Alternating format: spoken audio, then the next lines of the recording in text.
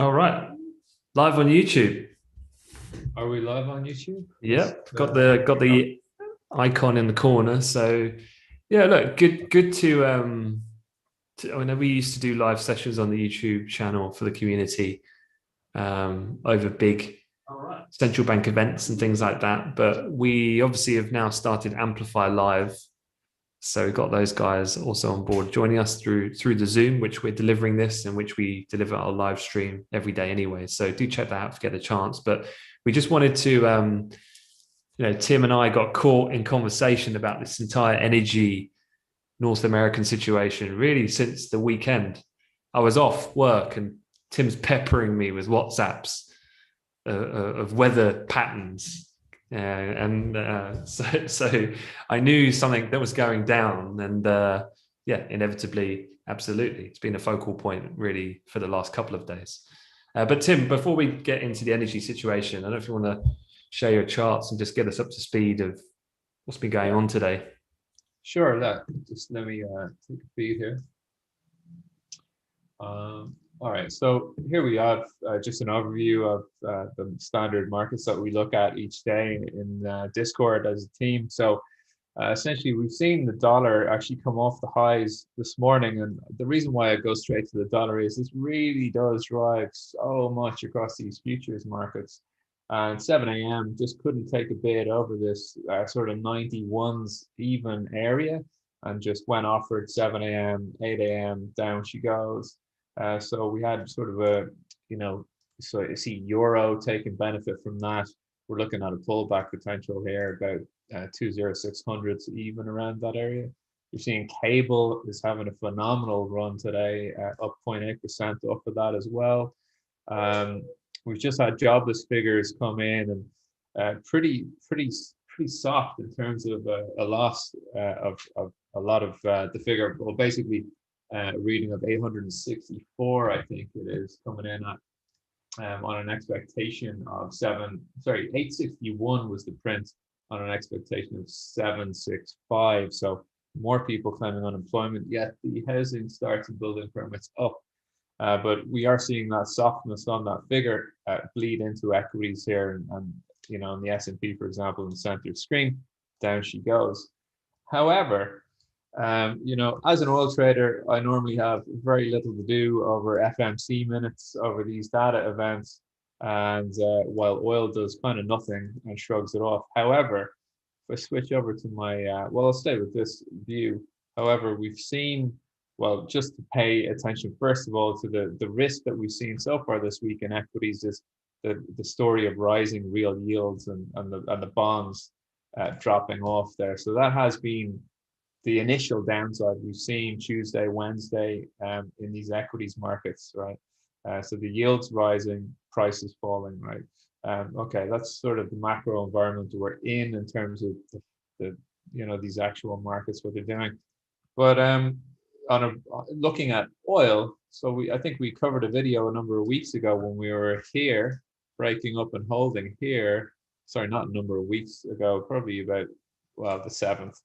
And up we go through this very light volume area. And I think oil would be pulling back. However, we have the Permian freeze, and we are into the Permian freeze. So if you thought 2020 was going to be, the worst year ever, well, I think for a lot of people in Texas right now, they're not having a great start to the year. Essentially, we've had a really cold weather system, which people thought was going to come in mid to late December. A lot of gas traders caught offside with that weather system then not hitting North Continental America. Now we are getting I think it's certainly in Europe, it's being called the Siberian freeze. I don't know what the system is they're calling in North America, but we're having record low temperatures and we're having rolling blackouts across the Permian Basin and Texas, north and central Texas, which is really the thriving heartbeat of the U.S. oil industry. So what we've essentially seen on the news is they've shut in both production rigs in the Permian Basin, and they've also, a lot of the refiners down around the Galveston, South Texas area have also shut down refinery operations because the weather is so cold. So we're in sort of a really historically bad situation for North American crude. The estimates at the moment are between 3 and 4 million barrels a day is frozen essentially because of weather shutdowns. So what does this mean? Well, that figure equals 40% of North American production, given that we have a figure of around 10 million barrels a day production, down from records of about 13 million seen last year or about 18 months ago. So the industry really is just waiting for DOE figures at 4 o'clock today, usually out at 3:30, but we have President's Day this week, so we're pushed on a day later. And yeah, really, I think the market is just waiting for DOE, but API last night came in at a draw of 5.3 or 5.8 mil, 5.8 million drawdown last night. So just to give you an idea where we sit in the energy picture, I have the story chart here of oil. Just a quick rundown on this. You know, we were down trading about $34 when Pfizer vaccine and Moderna came out with their vaccines. You know, we're bid up then into the 48.85s. We got a 15 mil bills with which the industry completely shrugged off. Then we had the surprise cut, which is really what everyone's talking about the past couple of weeks. Well, yeah, months actually from Saudi. So you can see the inflection point that caused on the market, probably up to around the 54 handle. But now you can see, really for me, the trade here starting the week of the 1st of February is really where the market started to realize that because of how bad things got last March, April, negative priced oil, so many exploration and production companies cut their investments in scaled out production and development for 2021. And so really 2 weeks ago, I think the market just started to wake up to this fact. You're seeing a huge amount of call options being taken out on these companies in the overall industry. And, you know, a lot of people are talking about $65 plus here. Also, some analysts I was listening to on Bloomberg this morning are saying, listen, if the dollar keeps weakening off, I think we're going to see, we could easily see 80 on the Dixie and $80 a barrel WTI. Now, let's not get ahead of ourselves, but I certainly see that we're in we're in a situation that a lot of analysts are saying is one of the largest crises for North American oil that they've seen, and that's including Katrina. So yeah, I mean, Anthony, I don't know, you've been monitoring some of the developments here as well. Yeah, just to cover bases really, because you know we're not an energy specialized trading firm. We're not looking at the complex. We typically trade and look at the crude market. I know Tim and others look at nat gas as well from time to time. So just to cover any new entrants to markets, I mean, we look at global macro. So essentially, we're looking at the bigger picture, and if there's a good product or asset to trade at that time, then you know we're interested. And at this point in time, this is an unprecedented event. This current weather system, as Tim's just been saying, and one of the questions then in my job is to support the traders in a way of giving them access to information so that they're best prepared to make decisions about the trades that they might be in or considering taking beyond that of just the price pattern on the chart from a technical perspective. And so I was just looking around some resources and was having a look at the National Weather Service. So kind of in a similar fashion for those who track energy markets, you typically look at the national hurricane season, and you look at weather patterns forming in the Atlantic and so on, and how that might impact strategically important areas in North America. What's quite interesting was, Tim was just talking about shale production and the current rate of how that's been dropping anyhow in the post-pandemic environment, with demand having dropped substantially and prompting OPEC plus to take this action. But I mean, here's a look at the main areas of where shale activity takes place in North America. And the Permian is the one, which obviously is the one that Tim was talking about, the one that gets the most focus, given it's the largest by volume. And so here is why Texas is such a talking point. So when you're reading those Bloomberg articles and they're really focusing on the Texan crisis and so on, I mean, that is where you've got Permian, Eagle Ford, and Haynesville all in the same state pretty much, with Anadarko just above it, even in the northern tip of Texas as a state. So that's why that strategically is quite important. So the way I kind of think about this sort of thing is a couple of things. One is you've got to look at the impact of news in what is the more existential threat to price in the near term. So when we talk about OPEC and we talk about COVID-19, these are massive drivers of the price of crude oil. COVID, big one, the vaccination, how quickly economies open up and so on.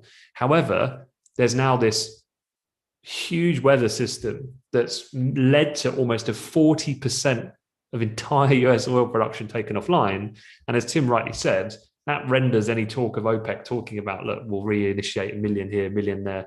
That's nothing when it's compared in how is the price of oil trading right now, as in this week. The system will pass, things will normalize, but for right now, this is the talking point. So from here, the thing that's interesting then is this is a weather catalyst. So then it's about, well, how can I track the weather appropriately to stay on top of this sort of thing? So here you've got the National Weather Service, and I've just been looking at this website, and there's a bunch of pretty neat tools that, if you were really going to get down into a more granular level, could be quite useful, from the current weather system to animated forecast maps to see how the systems, according to the technology, should develop over the period of the next 12, 24, 36 hours and beyond. You've then got medium range forecasts, because all of this is basically coming back to the main point, which is, how do you trade the price of oil now fundamentally? Well, there's been this major catalyst. So what's the next catalyst? Well, the price of oil has now moved up. We've touched 62 and above overnight. It's trading 61 and a half at the minute.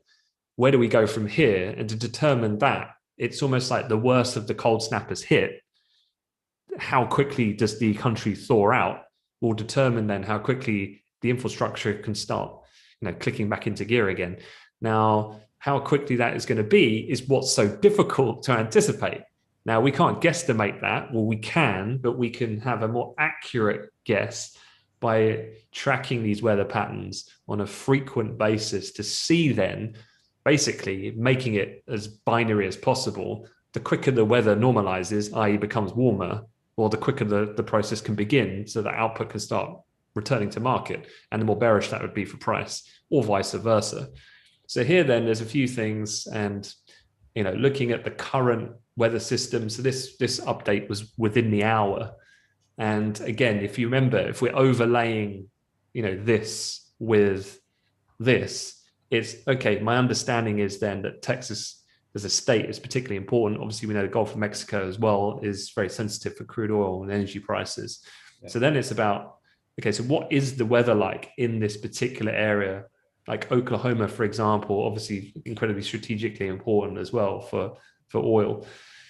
Cushing. And yeah, with Cushing. And then looking at how is this going to develop, and then what are the subtle changes that you see to these over the next, I would say the next 48 hours is quite key. A, is because it's coming into the end of the week. There's only this session and next to trade these products before the exchange shuts. And then two, it's almost like this story has generated now more participants are interested. So there's a lot of people looking at this now. And so it brings about potentially interesting opportunities for the rest of the session. Now, I'm just going to quickly switch back to my charts, because equities I can see are just touching on fresh lows here. So NASDAQ center chart, got the S&P on the right. S&P just breaking down through 3,900, which was a rough area of support from yesterday's session. And the NASDAQ's just taken out that same kind of reference point on the lows. So any area here on the downside, Tim? Obviously, we've got 15 minutes to cash open. Yeah, and the Nasdaq, I actually think it's going to put up a fight here, but on the downside, you got the 20 EMA. If I switch over on the charts, Yep. you got it. I'll shut mine and you can share yours. Got it there. So yeah, you've got the 20 EMA. That's the daily exponential moving average at 13,473. That has really been a pretty fantastic support as we've trailed up on these equities.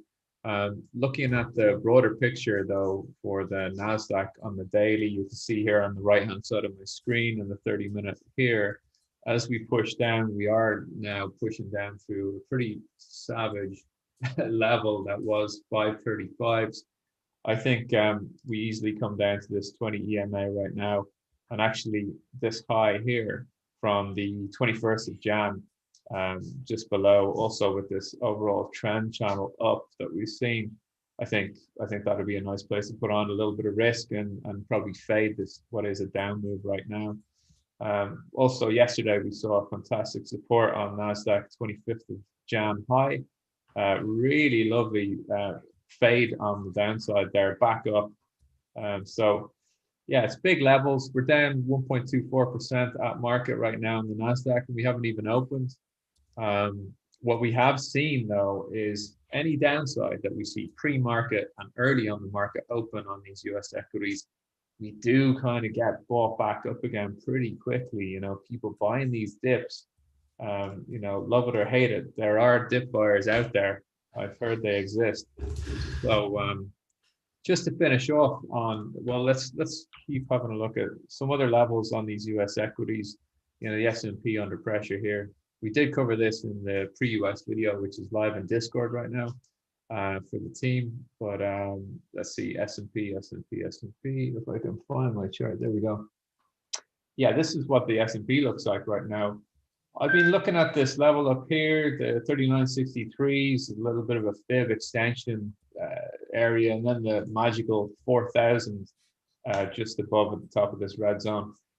I think we're going to have another situation. We're selling down pre-market, and then we're just going to find buyers down below. In the S&P on the prior high of the 19th of Jan, and also the high of the 25th of Jan. Sorry, is that right? So we're on the weekly bars here. So yeah, weekly bars. So probably a little more time to play out on this picture, to be honest. But yeah, just to finish off in the energy focused chat, I have the all useful map from the EIA Energy US institution. Now this actually shows you the North American network of energy. So we have you know, Galveston port here, and way over to, you know, if you kind of don't know what you're looking at here, here's the North American continent. We're looking at the energy picture across North America just on this lower area. But as you can see, as we zoom in a little bit here and have a look at, they should update in a second. Essentially, yeah, here you go.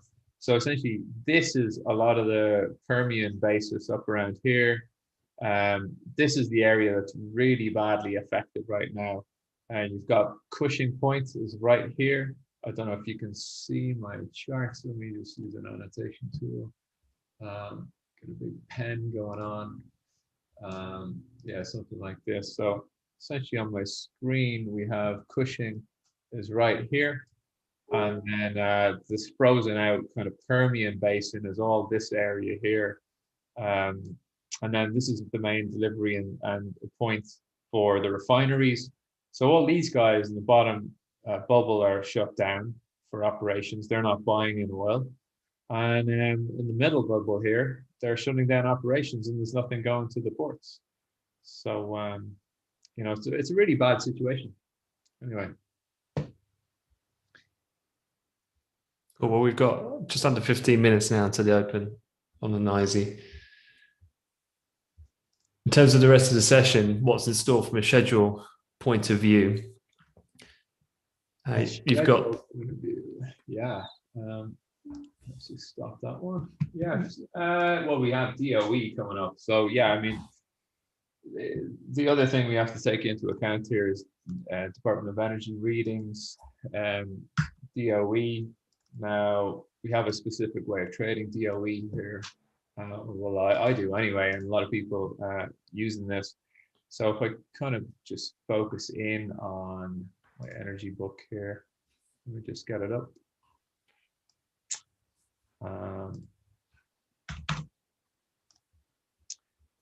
Actually, just focus on it like this.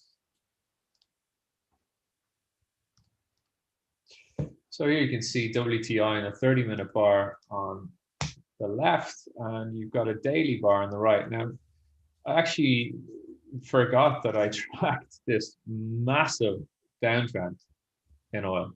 So what we're going back to here is gas power 2014 June highs, right? June highs 2014, 2018 October highs, 2020 Jan highs, and lo and behold, today's highs. So a pretty interesting trend here. I actually wouldn't be surprised if we get a really strange reaction to DOE today, given that we are really up here on oil. And I think, you know, we're trading April. This is April delivery oil we're trading, the J21 contract.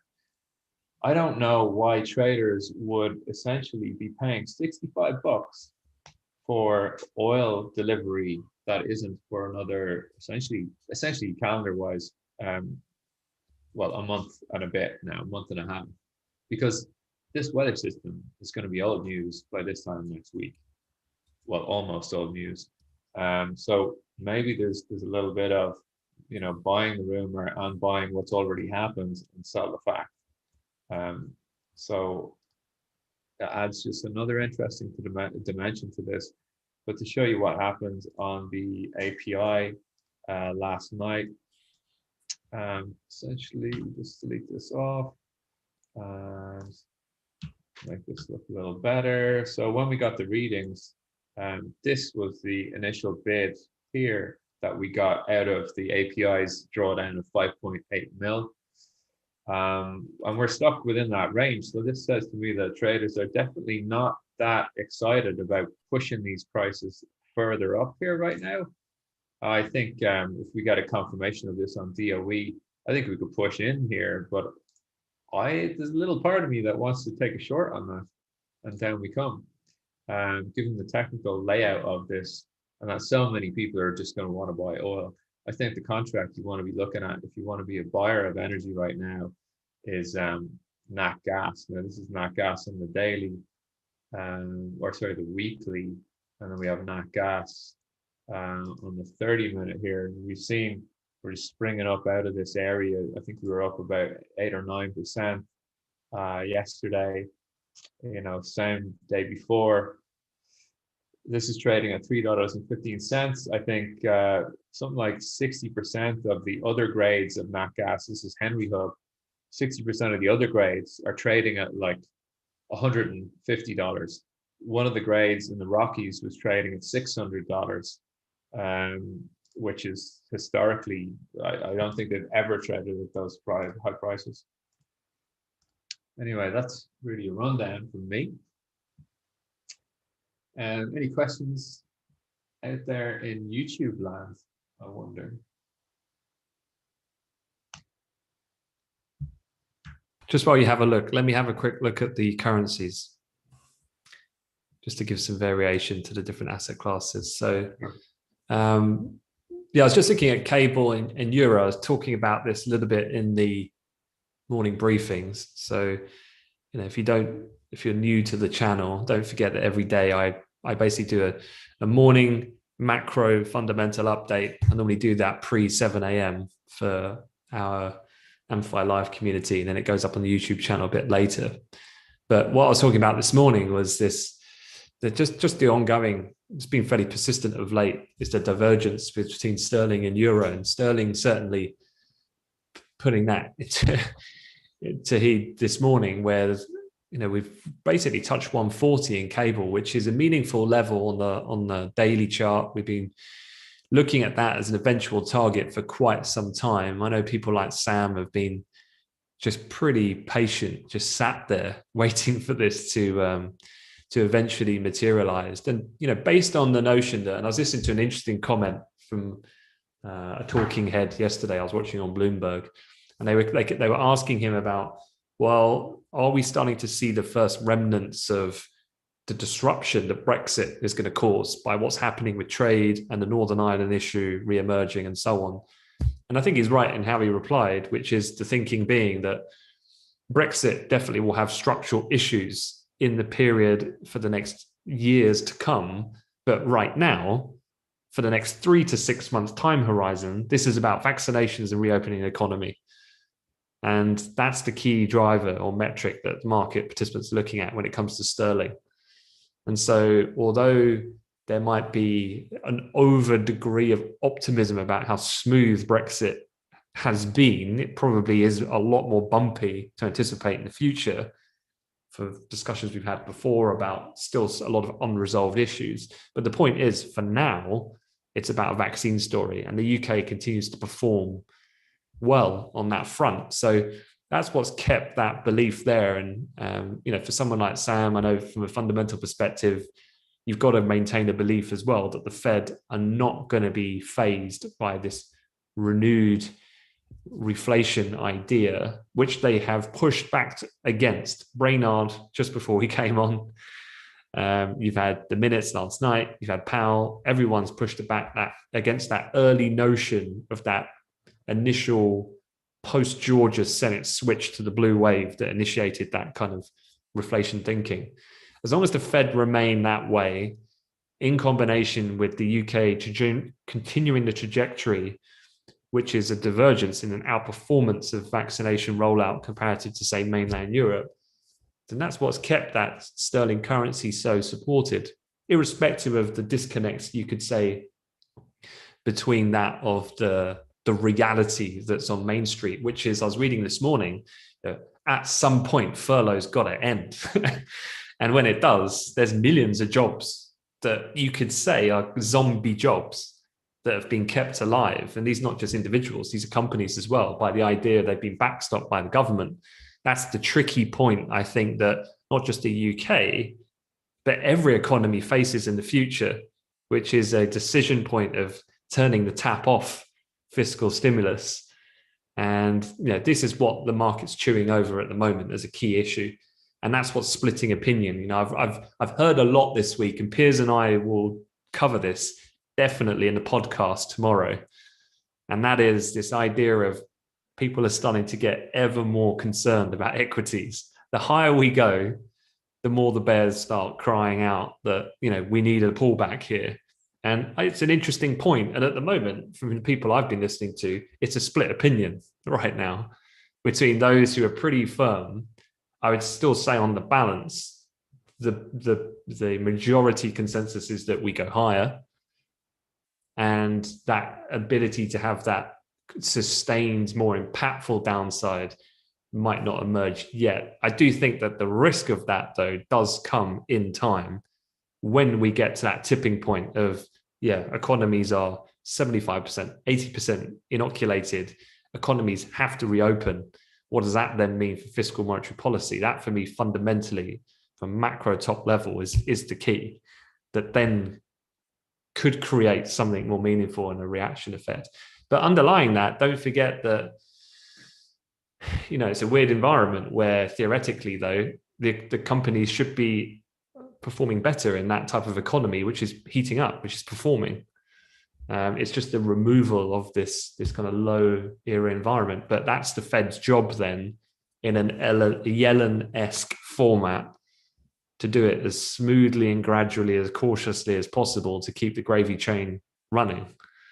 It's whether or not they can achieve that. So at the moment, cable, it's quite interesting up at these levels. I think if I go zoom back to the intraday, I know we've got a couple of minutes to the stocks open, which we want to keep an eye on. Any pullbacks here, looking at 39.53. That was that initial high print that we had in the overnight session two days ago. Would be an area to keep an eye on. The euro likewise has been shackled for the time being by around that 120.89 was the level I was looking at this morning, which has we've had a brief flirt up toward 121, which was the R1, sat just below 3 or 4 pips, but that level holding for the moment. Quite a key level you can see here over the last 2 weeks or so, price activity in the euro currency. And yeah, just quite keen to see then, can the dollar maintain some of the upside of late? I was looking at the Dixie this morning in the briefing, and if I just flip over to that Dixie chart in the futures, this is what I've been looking at and tracking for a while, is this long-term trend line in the Dixie going back on the May-November test. So here, and if I zoom in to the current price activity, this is looking on a daily. You can see here on the daily with the Dixie weakening at the moment. I mean, look at the respect it's had over the last 5 trading days. The resistance, it gapped up above, and then it's come down, tested, and it's done so again today. So I'm quite interested to see here. Does now the Dixie found a bit of resistance around 91-ish today. It resulted it backing off, which has helped support euro and sterling. But if that trend line holds, then around these levels, if the Dixie remains supported, then it'll be just interesting to see how this afternoon plays out. And do we get a bit of a pullback on those highs in those dollar pairs? So yeah, that's really the FX update at the moment in some of the majors. 1 minute cash open. Cool.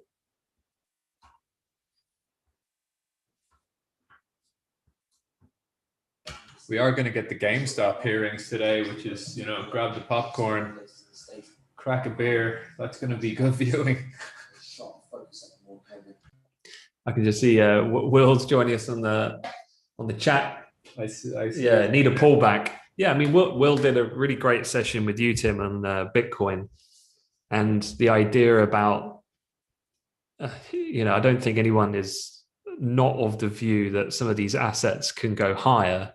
It's just about the route to going higher, and the idea then that a pullback. You often hear this, that certain products need a pullback, which is a healthy sign for then a continuous push to the upside. If something is just parabolic going one direction, that's telling you're going to get burnt on the wrong side of that when it pulls back.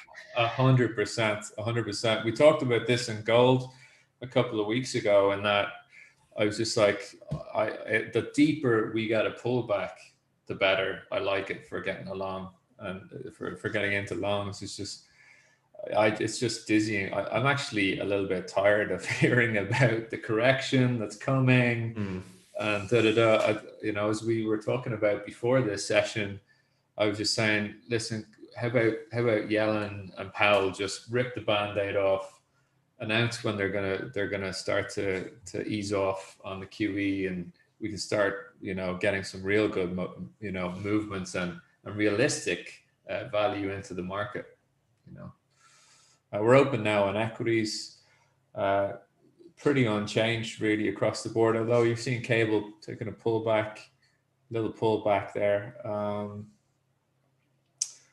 Be mindful that we have the Dixie has found a little bit of support, 90 spot 57s here.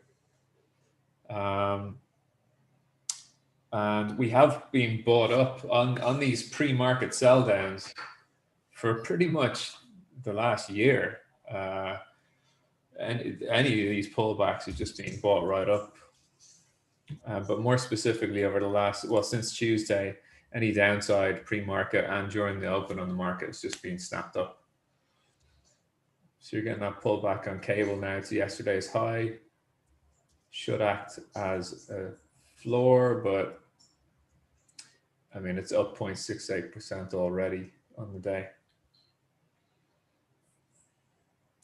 What I'd be mindful here is the bonds are really weak on their low of days, and I think you're going to see a bit more of this real yield conversation come back over the airwaves. Yeah, what's quite interesting from a cross asset class perspective at the moment is equities and T-notes are lower. So that would play true to that belief that irrespective of the worsening jobless claims, yes, they were above the top end of expectations, but even an 800 type K figure is not massive, because if you look at the actual the way that that data has been performing, that's not too out of line of the average over a slightly longer period. And then you had some housing data as well, and housing starts. Was it the housing starts were particularly strong, wasn't it? Yeah. Or was it the building permits? Let me double check. Yeah, the building permits are 1.881 million against expectations of 1.68. So yeah, and this comes on the coattails of, this is exactly what the Fed and Tim and I were talking about this earlier before we came online with the community this morning, and it was the data's been really good, but if you're the Fed, you're like, whoa, just hold your horses a little bit. It's like, data is good. Yes, that's great. So the economy is surviving, it's performing, it's recovering, but it does put the pressure on them, and it makes the market feel like the question's being asked of them. Now that's why you've had such frequent Fed communication of late. We've had speakers every day, because the Fed's job, if I was in charge of the central bank, would be, look, we need as soon as these conversations start materializing about us and what we're doing and will we remain supportive if there's more long-lasting inflation, if we start to break well in excess of 3-4% territory in inflation, these types of ideas of reflation, well, then we need to soothe those concerns by just talking all the time. So the key thing, I think, if these current trends in markets materialize, to monitor as a trader going forward is there any incremental, subtle changes to this language over time? The more the market behaves in a similar fashion with yields that we have seen generally of late moving higher, the more likely it is they've got to address that. And then therein lies a potential disruptive event for markets. We're not quite there yet, evidently, from the fact that they're all staying put at the moment. They're not really changing the rhetoric at all. Hopefully that makes sense.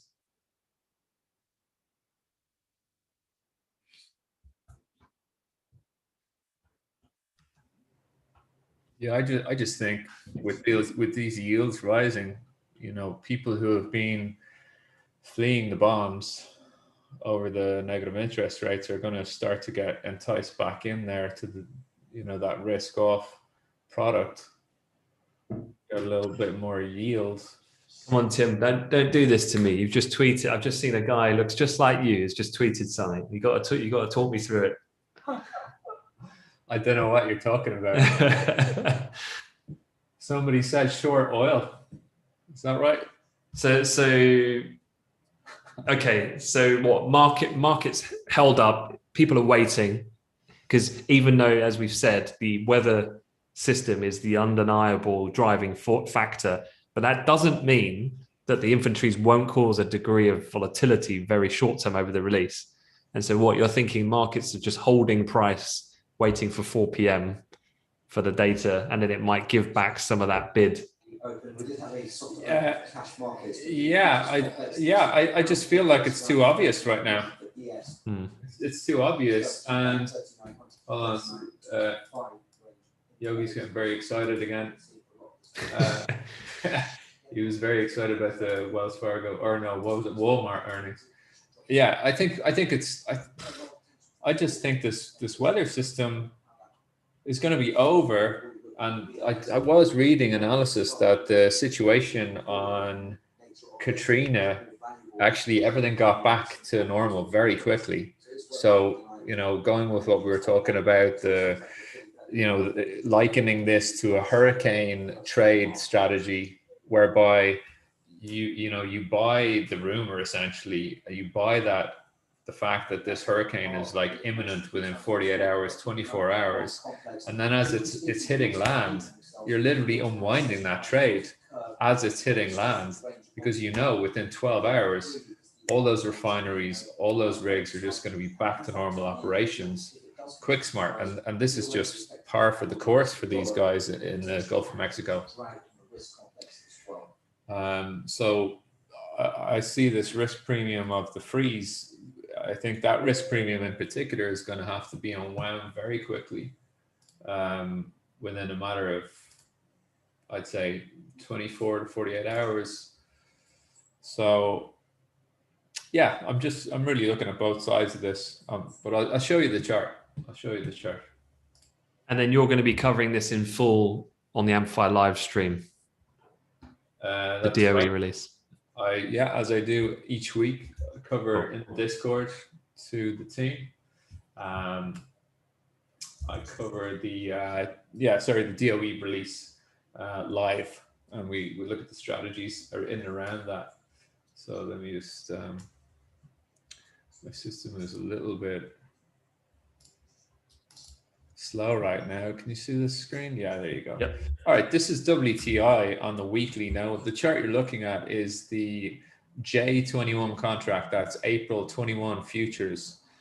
That's what we're looking at. So we have, as I said, the highs here, 2014, the highs, 2018, the highs, 2020, and where we are now. I think there's a good trade thesis for letting the DOE wash out on the upside, and then it's just pare it back. So that's me explaining myself. public accountability here. But that, there's just in this area, right? Just to make, there is a lot of wiggle here, just in this tiny candle. This is a weekly bar here. So if we kind of come back down to essentially this picture here, this is the trend here on the 30-minute bar chart. Okay. So, there's not too much. I mean, it's about $1 up from where we are now. No big shakes. But I'm just the reason why I talk about this is so many people are asking me this morning, why are we not printing 64, 65s, 70s? Somebody there said, why aren't we printing 100? Well, we're not printing 100 because I think that's just way too expensive for a barrel of oil right now. But I'm a little bit disturbed as to why we're not at least printing up to, say, 64 handle a lot over this risk. Tim, there's just a question, and I know this is a product you've been looking at quite a bit recently, is copper. Copper, yes. Do you want to give us an update on the chart there, what that's looking like at the minute? It's looking like someone launched a rocket. That's what it's looking like. I mean, look at this. Look at the overnight. 12:30. We're up. At market we're up 1.8%. Massive bid into copper. For the last couple of weeks, we've been talking about the copper gold spread. I don't have that spread chart set up here, so I should have had that set up. But essentially, copper to gold spread chart is breaking out of a multi-year downtrend. And certainly we're seeing that as gold is pretty much going out of fashion at the moment, or certainly seems to be. This is just the past couple of days. Let's look at the past couple of weeks, even on copper. It looks like this. Really nice sort of baseline to this trade of $3.51. We're trading $3.89 now. The trade I like on copper, I think the spread is the best way to play this. If you could buy an exchange spread on this, all the better. Gives you a lot more margin relief on your equity on the account. So essentially that will be long one copper, short one gold. However, you're going to have to work out your spread ratio, given that one contract of copper trades at $3.89, whereas one contract of gold trading at about $1780s, $1,780 a contract. So you need to work out what the perfect spread ratio is there. But yeah, nice market. We did release a video internally on silver versus the SLV ETF on silver versus the Sprott silver PSLV ETF, which is an interesting video if you're looking at getting involved in silver. So yeah, it's a slightly messy chart here, but I like silver over the next couple of months. Just on that point, Tim, Mm-hmm. let me just bring up the portal, and I can show the guys where they can find that SLV video, because it was a great video. I think if you haven't seen it, it definitely needs a watch. So we just grab the screen for 1 second. Just going to move a few windows.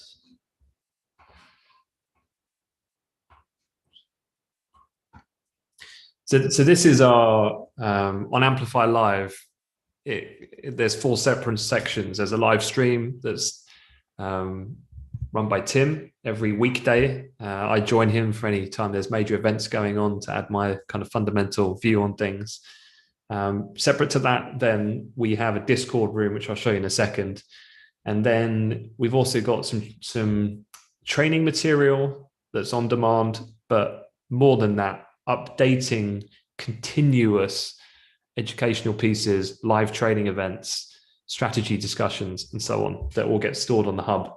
So here, for anyone new to markets, there's kind of a series of very detailed videos to get you up to speed on the foundation. But something for the Discord listeners and those who haven't checked this out already, there's 4 new sections here I've created. So all under Amplify Insights, you've got the Trader Toolbox, macro, commodities, and crypto. We've had, we as macro participants are just interested in all things markets. So, and crypto has definitely been something we've been watching of late. So here you can see there's different crypto sessions we've been doing from 10 minutes up to an hour long, looking at different things. We've brought in specialists. We had a PhD level professor come in and talk to us about blockchain technologies and emerging innovations in the space and things like that. So it's been great. But beyond crypto, there's things here like macro insights. So you can see here there's hours worth of content, and we're adding to this on a daily basis.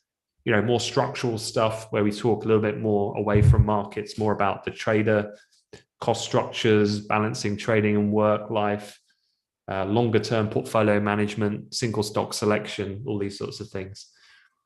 So yeah, worth checking that out. But I've made a slight change to that so that this player you can access at any time. The Discord chat, what does that look like? Well, this is the Discord chat here. We have a variety of different rooms depending on what user you are, but there's things you can find on here. There's technical charts on an intraday, medium-term basis, where we have Sam, who's one of our more technical-oriented traders, sharing charts all day, every day. Then we have calendars, daily, weekly earnings estimates and earning releases when they come out. There's bank research reports on a macro, Forex, and commodity basis. There's live recordings. So, if you ever miss anything, then like yesterday's retail sales report release. So Tim and I were covering that just for the community. So there's live recordings of that. There's sessions happening all the time here. And then we had masterclass. So I was joined last night by Merritt Black, who perhaps is a familiar name for some of you. He's now running his own prop desk at Teros, but he used to be at S&B Capital in New York. But we've had loads of great people here. A pretty heavy hitting portfolio manager who had some fantastic insight into simplifying a kind of macro approach to a view on markets over a 9-month kind of time frame. We've had Dr. Brett Steenbarger, obviously a fairly influential figure in the trading psychology space. We've had Matt Cheung, my brother, who works in the fintech area and has some really interesting things to say about emerging technologies and so on, how to get exposure to that in an equity sense. So yeah, some cool stuff on here. So yeah, just check out amplifylive.com if you want to have a look in more detail. Yeah, we've got Mark Gardner coming up on the masterclass also. So tell me a little bit about Mark, Tim. Yeah, so Mark was the largest bond trader in Australia for about 5 years running, and he was a personal mentor of mine for a number of years. Actually, we had a chat during the week, which we've recorded and ready to put out on the platform. But it's funny actually because there's a little known bond trader called Rambo, and there's a Oh yeah. documentary out there on Rambo. And so Rambo was a pretty decent sized trader in the CME for a number of years, and then he decided to move to Australia, and he absolutely destroyed the Aussie bonds market, and actually Rambo and Mark now work together, and so Mark has got his own firm now. He's mainly focusing on equities, and yeah, it's good to get his view on the markets. And we started the conversation off really looking at what is the relation of, what effect does the APAC session, Asia Pacific session have? What effect does that have really on the London session that comes after and that European session that comes after? So it was interesting from that point of view. And then we really got into, the broader topics about the markets, which it was good to get his input on. So what was your nickname when you were in Geneva? Did you have one? Sorry, It's got to be something about your Irish. I suppose you were based in the Dublin office, though, not Chicago, right? Yeah. I think my nickname in this room is called Tight Risk Timmy. Simon's reminding me here. We have Top Gun call names. I'd rather go by that one, Viper. I know Anthony's is Goose. Yeah, Mother Goose. Fights it as much as he fights it. But no, we didn't really go in for nicknames on the Geneva desk at all. I remember there was this one guy from many years ago. He was short guy. He must have been the best part of 5'2", so pretty small guy. And he was a broker. He was on our floor, and he was called Cheesy. And I remember saying to him one time, I was making a coffee, I was like, "Why do they call you Cheesy?" And he just said, "Because my head is like a Dairy Lee triangle." And I was like, God, these traders go to no expense with their creativity. Because everyone had a nickname. I mean, it was no one was called by their actual name, or at least abbreviation of their name. The only nickname that's ever stuck is Doug, because my second name, obviously, in school. Pretty much all my friends just call me Doug. Actually, it's funny with some of the guys, we know each other for about 22 years. Some of the guys still just have to think for a second when they have to remember what the person's first name is. Yeah, that's embedded. How names go. So oil's having a bit of a pullback, just through that 30-ish area. It was holding up a bit of resistance to price yesterday. It was yesterday's session 2 days ago. So you look for a floor at 61s here until the data hits? Yeah, that's the normal expectancy of what we look at here. Yeah, there's an API range that we trade, and it's kind of just breached that. But I think 61s is the floor on that API range. I think if we get down like to S1 60 spot 63s, I think that's going to be quite cheap for not having the data out. And obviously with the macro event of the freeze, I don't think we're going to spend too much time down at 60 spot 63s or S1 before we get the data, if that happens. But I'm leaning a little bit on the short side. So, by saying that weekly chart does look set for a breakout. So I'm not committing to, do I want to be a buyer or a seller at this time yet? I think I'd be all eyes on the euro for getting a nice entry on the longs. Cable now giving it up below 39.53s. So just to let everyone know, the prices that I'm trading are the front month futures. So if you're trading CFDs, the at market prices I quote may not be the exact prices that you're trading. That goes in for the highs and lows of day as well.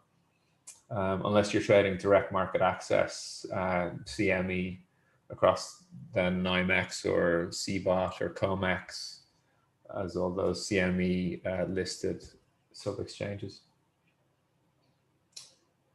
I think gold is sick as a dog. There's a question in the Discord. Will we do a masterclass on copper gold ratio and the spread? Yeah, we could certainly look at that. Yeah, for sure. Yeah, we could look at that in in a couple of days.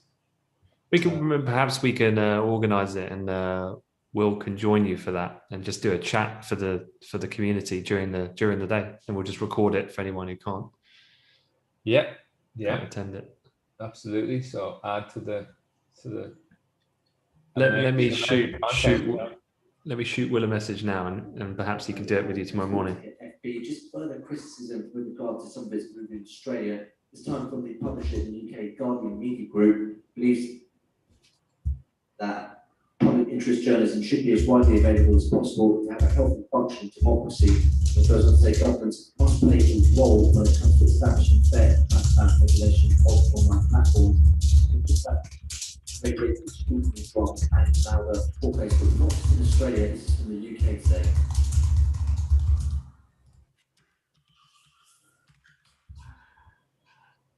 Okay, we've got about 5 minutes before we wrap up the YouTube live session.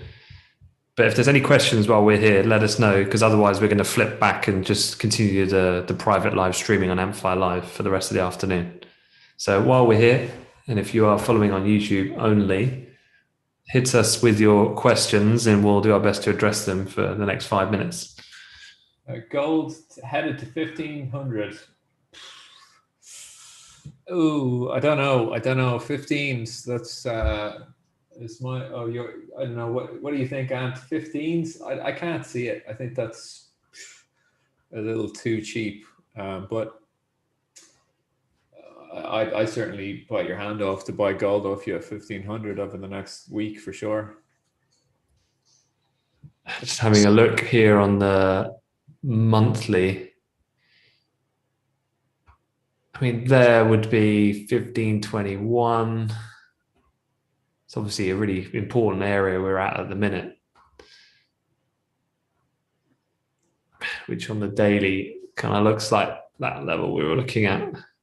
We got yesterday was looking a little bit heavy. We broke through the previous low on the beginning of Feb on the 4th, and there's a lot of attention on that low that was seen on the 30th, which was I think as kind of like the reverse of what Tim was looking at on his oil annotated chart, where oil was picking up after the vaccine news in Pfizer in early November. Gold's done the opposite since that point in time, given it's such a key catalyst, obviously, for the determining factor of the economy over the kind of medium-term horizon. So, yeah, 1,500 for me feels ambitious. I definitely think if we break here, though, it could trade quite heavy, quite quick. Yeah. Perhaps then looking, I mean, the next obvious target then is we fall over to 1,700 in pretty rapid fashion. That would start to bring in some of the area of reaction effect that we had back in, really the initial phase of the pandemic, when that was all kicking off. This is kind of the epidemic pandemic phase, when we had the global shutdown then, that as a consequence resulted in that big push above 2,000. Today, tomorrow, I think is quite key for oil on these lower levels. Where we finish on the week, do we hold above that point on the daily, which is that 4th of or 30th of November low at 1762. Just if you hold on that chart for a second, if you hold just there for a sec. So there is a strategy that we use in the room. It's the bull and bear flag, right? And we normally look at this. Oh, hold on. Let me get this up. So we normally look at the channel that you have, right? This down channel, right? And we sort of, oh, I'm getting a bit of a lag on my pen here. Sorry about this. But essentially, if we look at that, you do look for one of the key points for a test up like this is that we get suspended in a way like this, and then we manage to come up here, break out, pull back to the area, and then this is an entry here to get long. So this is just one of the strategies that a lot of the guys have found edge in. Now I know this is daily continuation, it's a much bigger strategy to run on a daily bar, but you know, this is a lot of the traders in the room have found edge in this. So you know, if you're kind of struggling to find edge as a trader, this is the sort of stuff we cover in the room on a regular basis. Different types of edges. We just did MACD histogram edge this week. Is a bull flag, bear flag strategy that we'd be looking at, and that applies to, like, this could be a 30-minute bar chart or a 5-minute bar chart, and it's a great way to kind of keep your nose clean, keep your risk tight, and develop as a trader. Cool. And yeah, there's another comment here or question about, should we be worried of rising unemployment concerns in the UK, a lack of willingness from the government to support workers? So yeah, if you didn't catch my comment earlier about the pound, you know, whether it's the end of fiscal support, which is furlough, or whether it's Brexit kind of reality and the structural changes that are still to really be defined, that's going to cause disruption. I think, yes, these things are potential issues, but at the moment, it's about trading what's here and now and what's the clearest driver. And that definitely is heavily geared towards the vaccine. So, Joseph, at the moment, I think you have to trade the pound on the basis of vaccine deployment as far as the UK.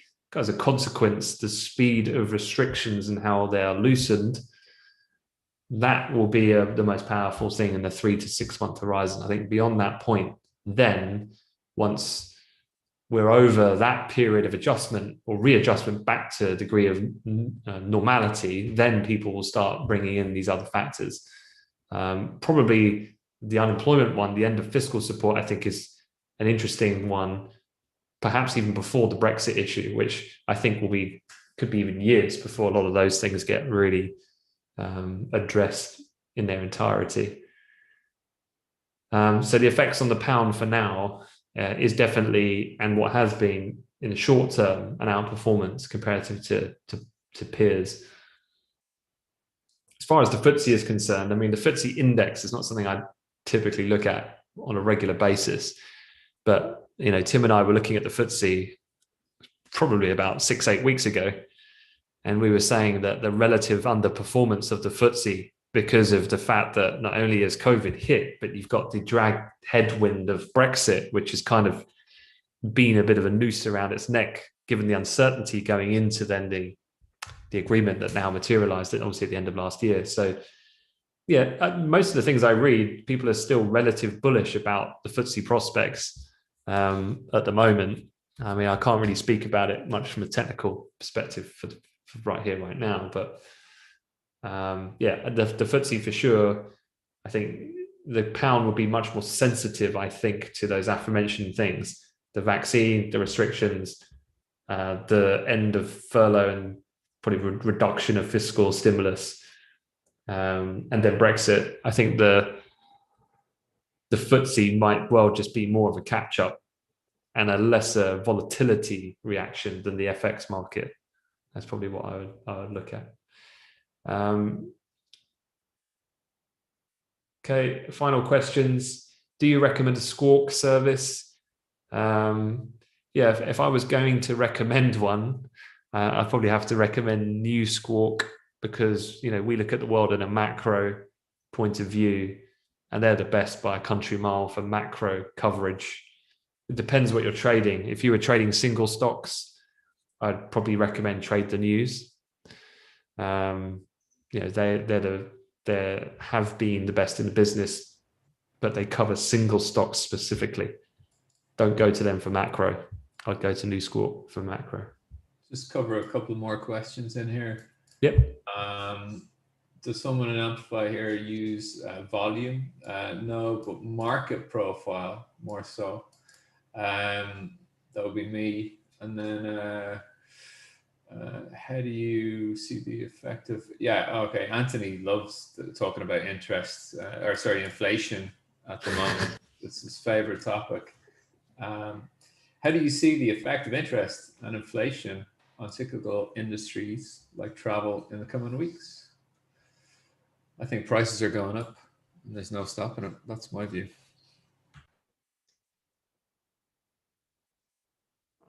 Like travel, I mean, I don't think interest and inflation will have much to do with travel. I think travel is much more associated to, I mean, travel is the one area which is highest correlation to restrictions at the moment. So I'd be looking at it more defined in that sense. I mean, this is the talking point. There was a great article in the FT this morning. I'll show it to you so you know which one to look at. And it was talking about this very idea of, is the US bond sell-off a warning to stock market investors who've been driving this market higher? This is the article here. So if you have access to the FT, have a read of that. And it's just talking about, further sharp rise in yields would threaten Wall Street's record run. I think then it's about distinguishing the different types of companies. There are companies who are maybe small companies who are more tech oriented, who don't actually have cash, and they don't actually even, their product is, their entire business model is built on the future payoff of a new technology. I think they can withstand a higher rate environment. But people like who've got a lot of money sat on the sidelines, this is why a lot of people say some of the big tech, I think big tech overall just plows on, but the pace of increase probably then starts to look a lot different from what we saw during the initial pandemic phase if rates environment starts to move higher. But yeah, check out that article. I mean, it covers it in a way better way than I can kind of explain it. And there's some good quotes from different people with their views. I'll put the link in the chat. Otherwise, do we scalp? Well, Tim, have you any scalping? 100%. I am trying to cut my scalping down because it's really a high energy required way of trading. You need to be really on point, and you need to be in and out of stuff like a thief very quickly. You can't get married to positions. You need to do a lot of training, I think, to scalp with size, and certainly that's something that we did in Geneva trading.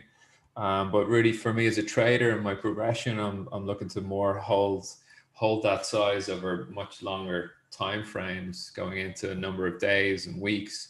So there's a method that I've talked about with the guys in the Discord, is really scalp to position trading, and it's sort of a hybrid of scalping small moves that then develop into much bigger things. And we've covered that a few times in the Discord. Yeah. All right. Well, look, Tim, why don't we wrap it here on YouTube and we'll go back to the Amplify Live stream. Yeah. So looking forward to 4 o'clock DOE. You can join us in the Discord room, sign up for a free trial. And we've got a great community going there. And otherwise, we'll see you at the next live stream. Cool. Thank you, guys. And just before you cut it, let me just put in the link into the YouTube chat.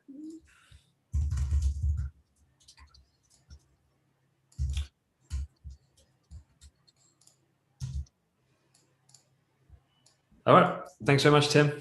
Thanks, everyone. Cheers, man.